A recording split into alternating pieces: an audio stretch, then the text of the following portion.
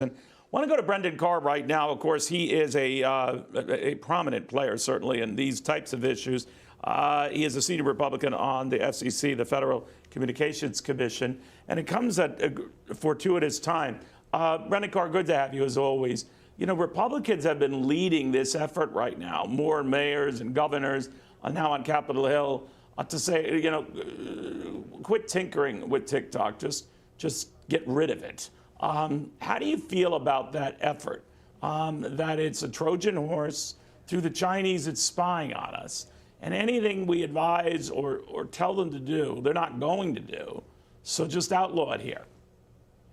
Yeah, look, this is the type of week that TikTok has spent millions of dollars trying to avoid. It's why they brought in high-powered lobbyists, former members of Congress, to avoid what's happened this week, which is bipartisan agreement in Congress, Republican, Democrat, that TikTok presents an unacceptable national security threat, as well as a serious threat to the well-being of American families. As you pointed out, the dam is broken nationwide. We have states across the country, up to 12, many just in this last week again alone, looking to ban TikTok. And this comes on the heels of Biden administration officials speaking out. FBI Director Chris Wray has sounded the alarm on TikTok. Avril Haines, the Director of National Intelligence, said that parents should be concerned. A State Department spokesperson recently. And again, really, I think Senator Mark Warner, Democrat chair of Senate Intel, a lot of this goes back to him. He was an early advocate for us standing up and addressing the threat that TikTok poses. So I think at the end of this week, really, the fundamental question has changed. It's no longer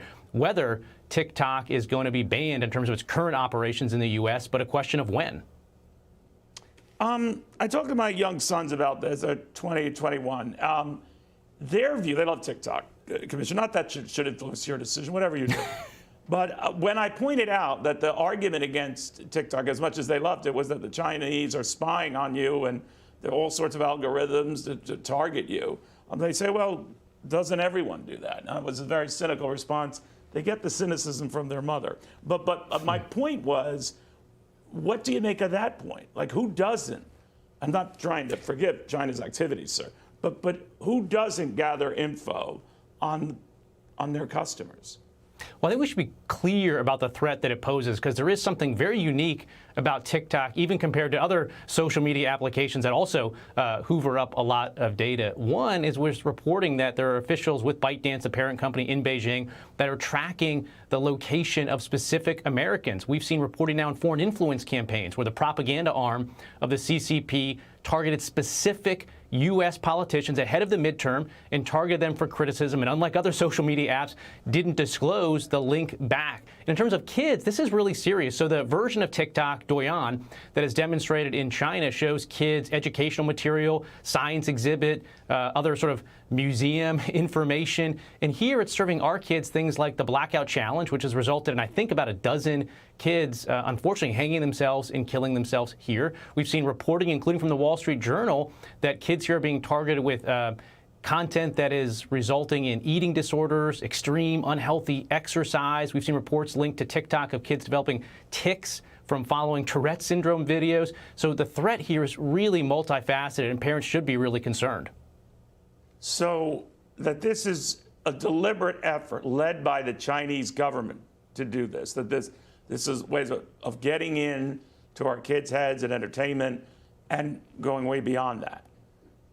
That's exactly right. And this is the concerns that have been raised on a bipartisan basis. It's why we see up to 12 different governors across the country taking action. The two different versions of TikTok really tells the tale. There's the spinach version that's being provided there inside China, and very different unhealthy content being delivered to our kids. And this is an algorithm that ultimately was developed in Beijing, controlled by Beijing. And that's why I've long said I just don't see a path forward where we can continue to allow this to operate. And really, the attention now turns to the Biden administration, because they're the ones that hold the key to taking decisive action. They cut a preliminary deal with TikTok earlier this year, it's been reported, to allow continued data flows. And the recent reporting is they sort of pushed the pause button on that as they're reassessing the risk. But the problem is that leaves us fully exposed. Right now, this data is flowing back unchecked to Beijing. The content originating from there is being delivered to millions of kids right now. So it's time for the Biden administration to step up and bring to a close its ongoing review of this application. It sounds like they are changing. They're just trying to find a timing or maybe a face-saving way to do so.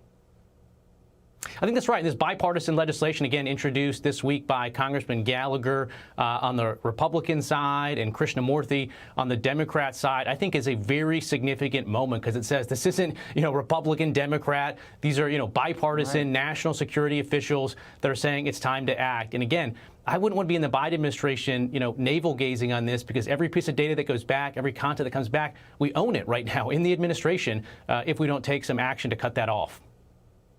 Brennan Carr, thank you very much. I should have had you around, Brendan, or talk to you before I talked to my sons on this. I would have had more Happy to do it. ammo. All right, thank you very much, sir. Good seeing you again.